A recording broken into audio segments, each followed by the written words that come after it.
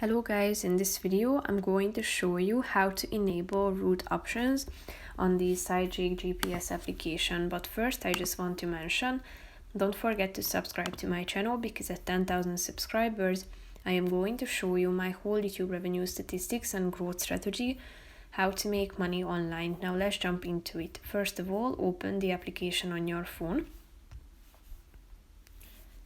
After that, you should tap on this menu icon in the upper left corner of the screen.